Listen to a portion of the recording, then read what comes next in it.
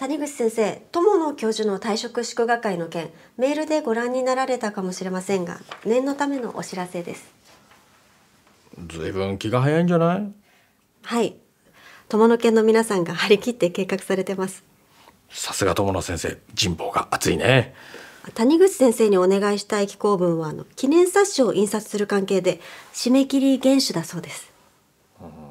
友野先生との思い出。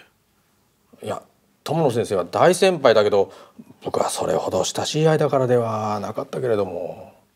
谷口先生にはこのセンター設立に関するエピソードをぜひお願いしたいとのことでした。それならいけそうです。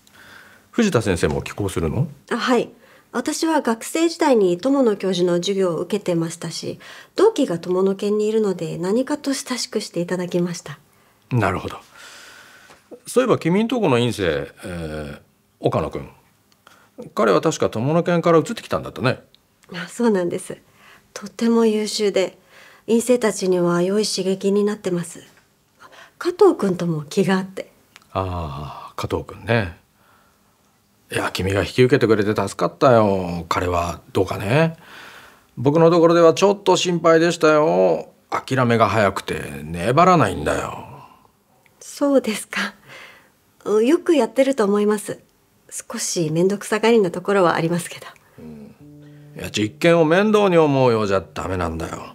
もっと実験が好きで執着心があるような学生がいいね。なおかつ知的好奇心、野心があって。藤田先生みたいな研究者が出てくれるといいんだがね。いやいや、私なんて。いや、そして3年の間に論文10本ぐらい出してほしい。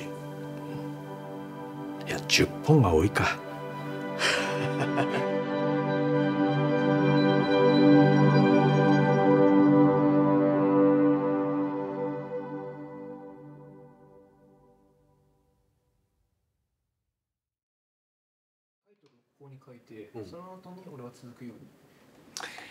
考えてみたまえ岡野くん。僕たちはあと数年で社会に羽ばたく。そうだね。何改まってるの加藤くん。学位を取るには査読付き論文がどうしても必要ですなんで共著者空欄なの？っていうか分かんないんだよね。共著者は貢献度による順番っていうじゃない、その貢献というのは論文書くことに貢献なのか研究することに貢献なのか、どっちなのかな。その違いが僕には分からない。とにかく前の研究室で教わったのは、執筆に関わってたり文章に対して責任ある人は共著者、実験をたくさんやったとしても執筆に関与してない人は社事。ということは、技術補佐員の山田さんは社事。そう。あれ、加藤は山田さんに随分教わったんだよね。お世話になってます。社事に入れるよ、絶対に。あと友野教授に言われたのは、投稿を考えてる学術雑誌の投稿規定を必ず読むようにって。投稿規定か。なるほどね。で、僕たちこんだけ相談し合ってんだから、お互い社事に入れてもいいよね。やることどうなの？いや、教えろって。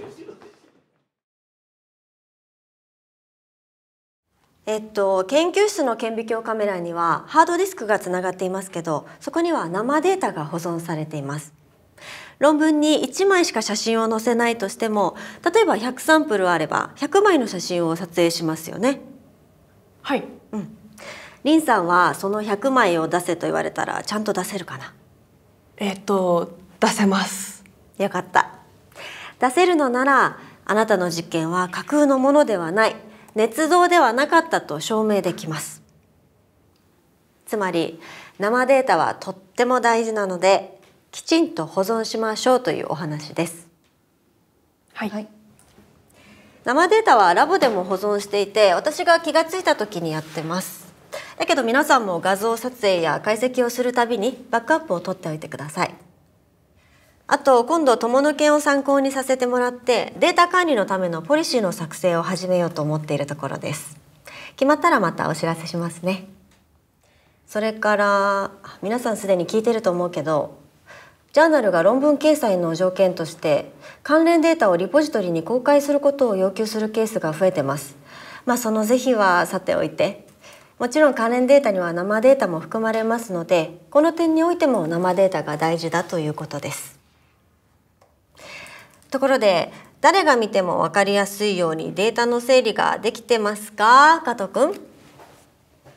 ちょっと見てみたんだけど、KATO から始まる番号、これは加藤くんの名前？それとも何かの略語？僕の名前です。ラボのみんなはわかるかもしれないけど、先生、私は分かりませんでした。同じラボだけど。わからないって、ごめんね加藤くん。だからまして不特定多数の閲覧者には意味不明なファイル名となってしまいます。じゃあどうするか。ファイル名を変えて整理するか、もしくは説明書きを添えること。ファイル名のルール。今から名前を変える。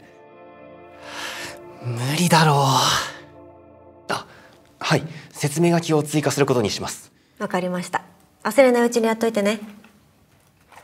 あと、誰が見てもわかりやすくということ以外にもっと大事なことがあるんだけど、わかるかな？実験ノートと紐付けできてないとダメですよね。そうですね。日付とどんな作業をしたのかがわかるようなフォルダ名やファイル名、これがないと生データにたどり着けないです。これは学部の時にも習ってると思うけど、念のための確認でした。今日の案件は以上です。ありがとうございました。はい、ありがとうございました。今井さん、定例報告ここでやっちゃいましょう。はい。行くか。はい。なるほどね。ここまでは OK です。あれ？ちょっと待って。この画像はとても見栄えがいいけど。はい、わかりやすくしてみました。そうなんだ。これ元データと並べてみられる？はい。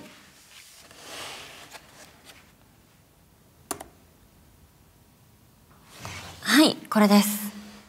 やっぱり私にはわかりますよ。コントラストを調整してこの辺りを修正ツールできれいにしちゃったでしょ。はい。ここにはバックグラウンドに何もないから消した方がいいかなと思って。そうか、残念。今日からは修正ツールを使用した画像の加工はデータ操作だと知っておいてください。綺麗にしただけです。改ざんしようとは思ってないんです。だとしてもこのように画像を一部分だけ加工するのは NG です。データ操作って光ってない箇所を光らせたり、そういうのはダメだと習ったんですけど、そしたら他のページも。習ったのに勘違いしてるのか。もう一度全員に教えなくちゃ。先生、危ないところでした。もっとここでやってていいですか？大丈夫。この部屋はあと30分キープしてます。今井さん、せっかくいい研究になってるんだから慎重にね。はい。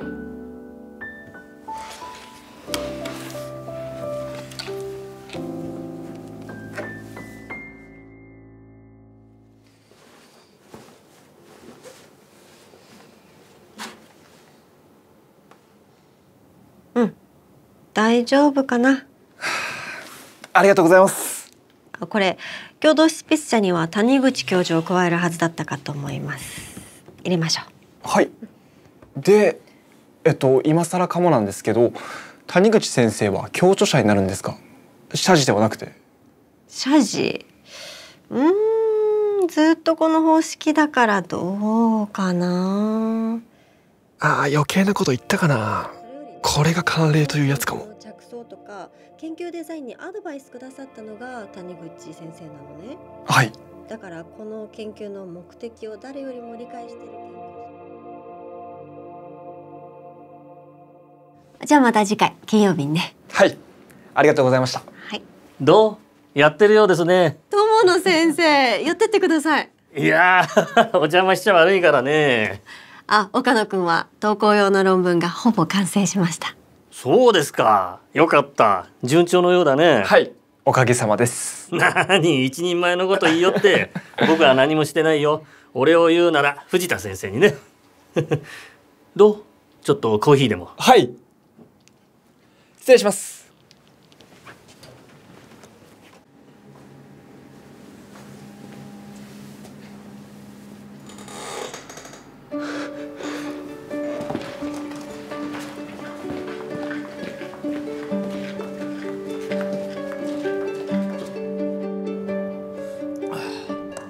加藤君は研究で何がやりたいの？僕はですね、乳酸菌お達者クラブだよね。はい、そうなんです。とにかく乳酸菌でお達者に長生きできたらと思ってやってます。大事なことだと思うよ。人類共通の願いです。で、岡野君は感染時の生体防御でしたね。はい。新しい病原体が出てきた時に僕らの体がどう反応するのか、加齢による影響をどう受けるのかを詳しく調べたいです。いやー、君たちはいい研究者になったね。じゃあ聞いていいかな。学位取ったらどうするの？僕は製薬企業でやってみたいんです。でも感染症の薬を作るんじゃなくて、どの薬が相性がいいか悪いかパッと分かるような検査の仕組み、まだ誰も考えたことのないような安くて簡単な方法を見つけたい。夢だけど。大いに期待します。で、加藤君はどうしたい？決まってきた？僕はですね、一応就活もしながら、なんだか実験生活も捨てがたいなと、どうするか決まらないんです。じっくりと悩んでいいと思いますよ。これからも実験をたくさんやって人類を救ってください。お達者クラブ代表からもお願いします。そろそろ。ではまたね。はい、ありがとうございました。ありがとうございまし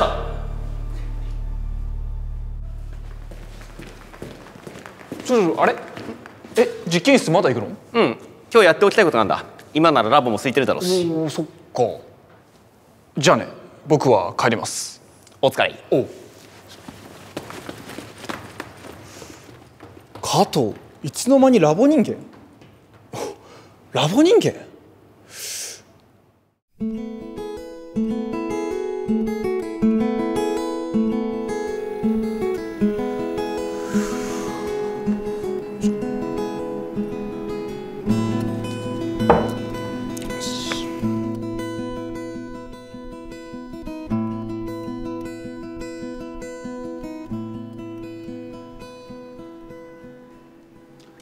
じゃあ岡野が前のラボで書いた投稿論文は今書いてる論文の文献リストに引用してんの？もちろん。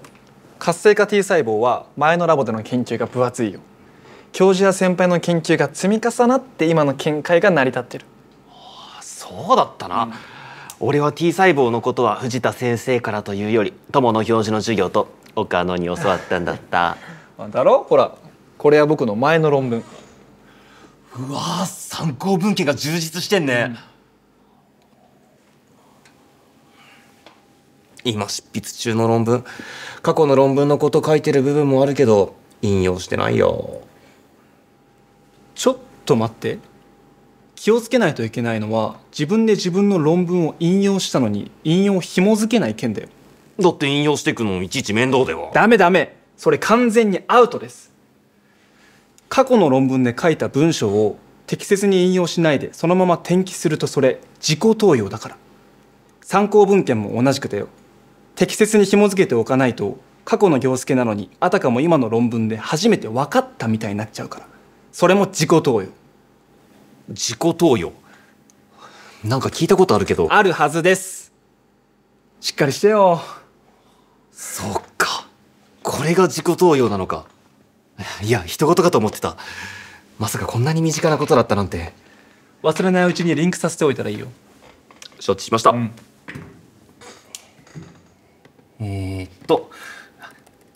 ここに引用番号、あとここにも。そうそう。今はざっくり置いてあるかもだけど、ちゃんと2つの論文を並べてみて漏れがないようにね。ね。世話が焼けるんですけど。あ、でもさ、こういうことって教わらなかったの？誰に？あ、そういえば藤田先生から過去の論文の引用忘れないようにって言われたことがあった。完全に忘れてたわ。それダメだよ。ちょっとした不注意で台無しになったら残念すぎるんだから。そうだな。うん。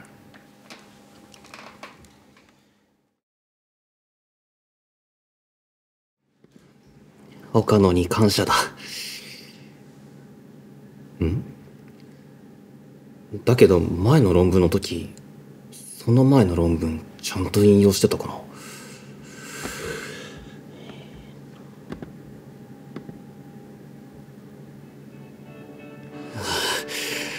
どこが前の投稿論文からの引用だったかわかりません。引用が抜けてたとしてそれを今更言ってどうなるの？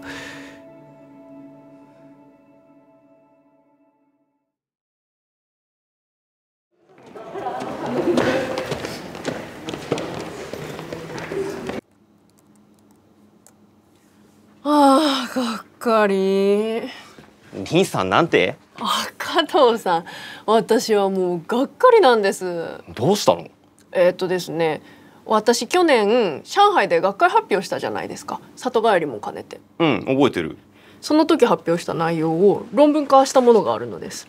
4ページに短くまとめました。へえ、それって学会の時によくあるやつだよね。希望者は受け付けますっていう。そうなんですけど、よく考えたら自分4ページとかじゃなくてもっと長い論文を作りたかったわけです。図表や写真もたくさん入れて。そっか、研究の内容がもっと濃いわけだ。イエス、その通り、濃いんです。で、濃い論文の下書きを組んで藤田先生に相談したのですよ、さっき。うん、そしたら？ダメだって。どうして？メソッド同じ、結論同じ、図表も同じではいくら長くてもそれは二重投稿だって。うわ、そうなんだ。でもなんか方法ないの？何か別のメソッドで実験を付け足すとか、あと3割ぐらいは新しい内容を加えるとか。うわー、随分な修正だよね。追加実験もやらないと。そう、それでがっかり。困ったね。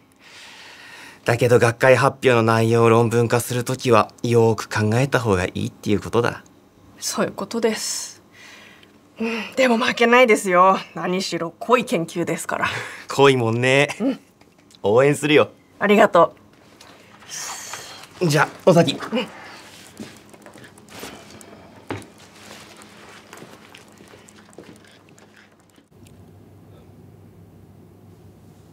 リンさんも大変だな。でも俺も過去論文で自己投与。放置でいいのか？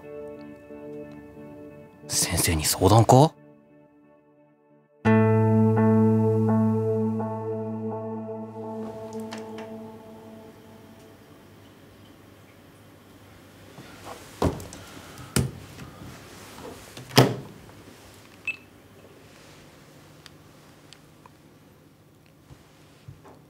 藤田さん、あなたの講師時代の論文のことでジャーナルから知らせが来てるんですね。ええ。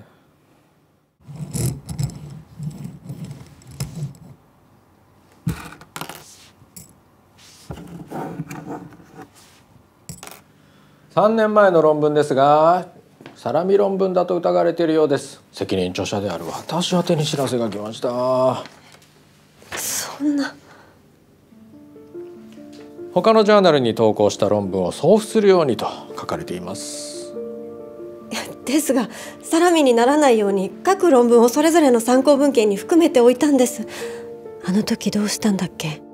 教授のアドバイスに従って、それからとりあえず他の論文を送るなり何でも協力します。ちょっと失礼します。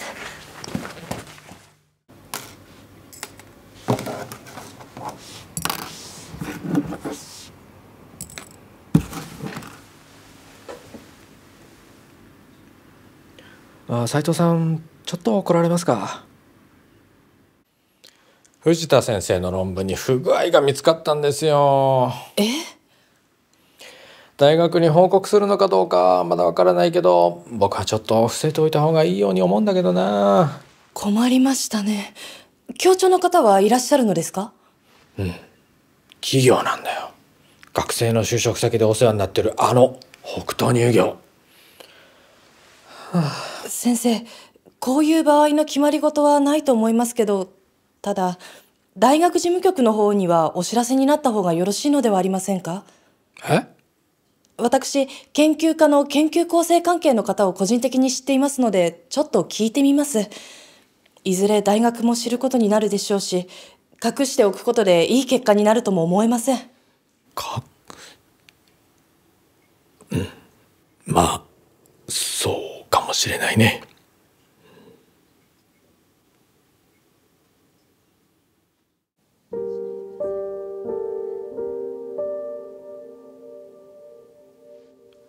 調査のための資料をピックアップしてまとめていきましょう。これからどう動くのが誠実な対応かしら。私手伝いますから、おっしゃってくださいね。ありがとうございます。斉藤さん、私は大学を辞めることになるんでしょうか？お辞めになる。どうでしょう。調査委員会にご判断を委ねましょう。先ほど研究構成関係の方にちょっと聞いたのですが、しばらくは内密にされるそうですよ。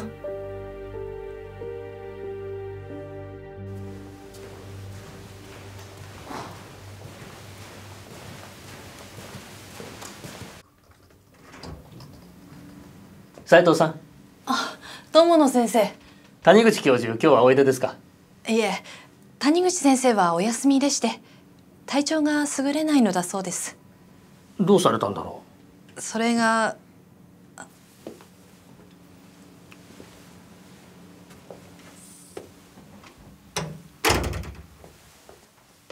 ジャーナルからメールが届いたみたいで、詳しいことは言えないんですけど。おう。谷口先生はいつからお休みなんです？ちょうど1週間になります。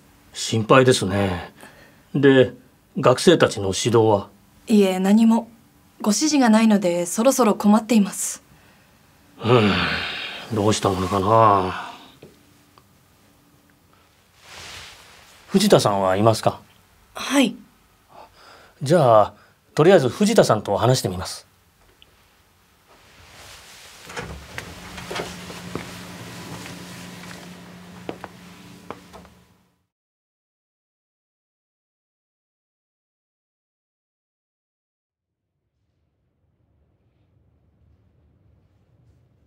もしかして谷口さん、大変なことになっているんじゃないですか？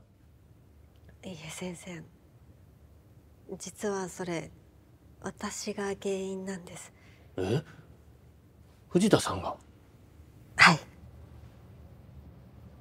私はもう自分のうかつさに腹が立ちます。何があったんですか？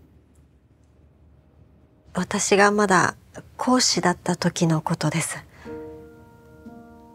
3種類の発酵成分による比較を交えて充実した論文を仕上げようとしていたんです。けど学生指導に追われたりするうちになぜか実験がうまくいかなくなってしまって。わかります。なぜか間が空くとうまくいかなくなることがありますね。ええ。それで実験に使う細胞をチェンジしたりしてるうちにさらにまた時間をロスしてしまいました。私は5年任期の講師だったんですが、あと2年を切ったところで心配になって谷口教授に相談したんです。教授は一本の充実した論文を狙うのもいいけど、もし分割して3本出せるのならそれも一案ではないかと。さらにそれぞれを引用して投稿すれば大丈夫だとアドバイスしてくださいました。なるほど。もし3本出せたら准教授のポストを狙えるかもしれないともお聞きして、今思えばバカでした。すっかりその気になってしまいました。それで論文を分割したのですね。はい。3つに分けて結果が出ているものから順番に投稿しました。メソッドはほぼ同じです。3つの論文のうち2つ目の論文には引用を示しましたが、3本目は2本目が遅れたため引用を示すことができませんでした。投稿中とかアンパブリッシュドと示さなかったのですか？はい、示さなかった。それらを全部別の雑誌に投稿したんです。全部別の雑誌に？そうです。全部別の雑誌にしたことでとても悪いことをしたような気持ちになりましたが、でも大丈夫なはずだと信じてました。結局2年弱の間に3本の論文が受理されて、それのおかげで私は人気切れにならず、しかも准教授になれたんです。正直に話してくれてありがとう。友野先生、先生にお話しして考えが整理できました。サラミ疑惑ということで調査が始まってますが、調査していただくまでもないです。私はバレないように論文の題名を変えたんです。意図的に論文数を増やしました。委員会では正直に言おうと思います。そうだね。それと今回お話を聞いて思うことがあるのですが。何でしょう。教えていただきたいです。責任著者というのは論文の正確さや整合性について責任を負っています。ですから今回の論文に関しては谷口先生に重大な責任があり、まずは谷口先生が責任を問われると思います。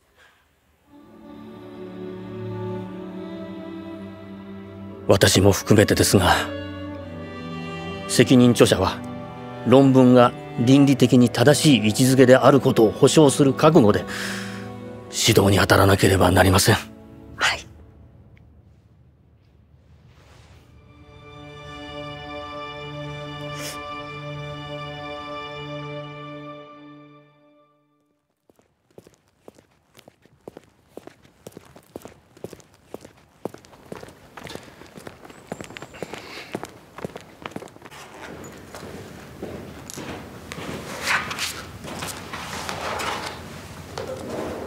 藤田先生、ちょっとお時間いいですか？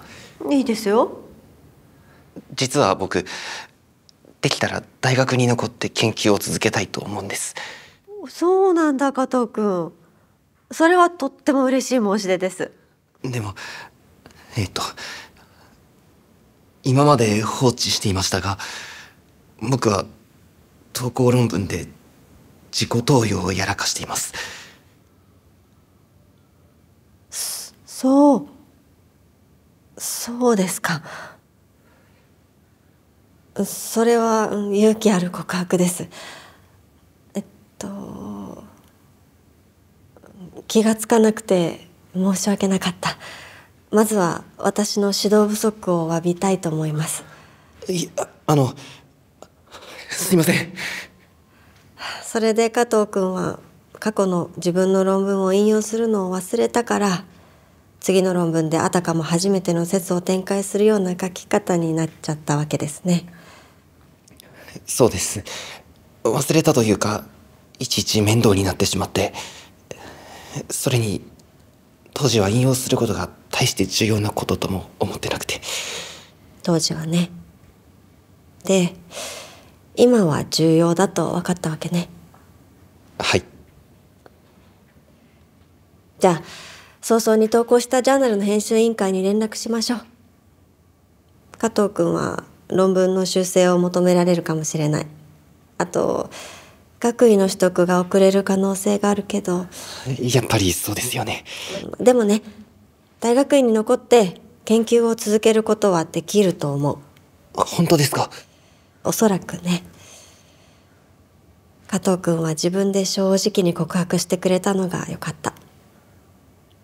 私は今とっても反省しているところです。気を取り直して一緒に頑張ろう。何かあったんですか？実はね、座ろうか。はい。